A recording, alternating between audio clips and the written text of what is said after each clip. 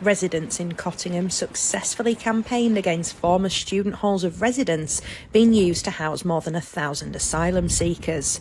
The University of Hull confirmed it won't be selling its 40-acre site in the area to the government.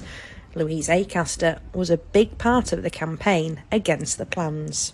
The reason a lot of people were perhaps afraid to speak out about it is for the fear that, there was branded racist or, swaying one way or another. And that wasn't it at all. It's literally, for a small community this size, it just couldn't cater for that many people. 1,100 people in a village this size. It just doesn't make sense.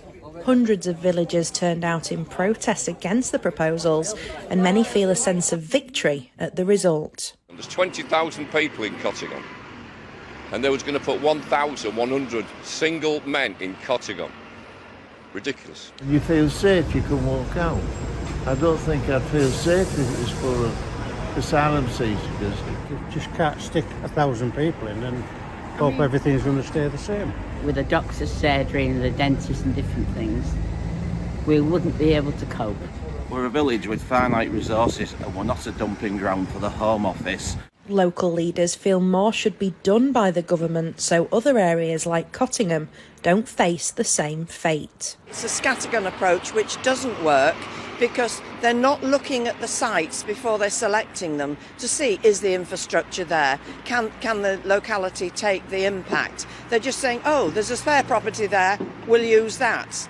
And they've got to stop that. They've got to put a pause somewhere. Why don't they hire cruise ships that aren't being used? And MP for the area, David Davis, says asylum seekers need to be stopped before they get to Britain. The real answer is not to look for other places to put them. The real answer is to stop the flow. I mean, if it carries on growing as it has, we could be talking about 1,000 a week.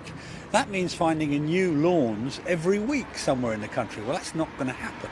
It's really just a policy sticking plaster, this. The trouble was, from Cottingham's point of view, although it'd be a temporary sticking plaster for the government, it'd be a permanent issue for Cottingham. Villagers have still decided that they'll gather together for a protest in Hull city centre to stand against future sites like this one being used in areas that they deem inappropriate to house asylum seekers. Anna Riley, GB News, Cottingham.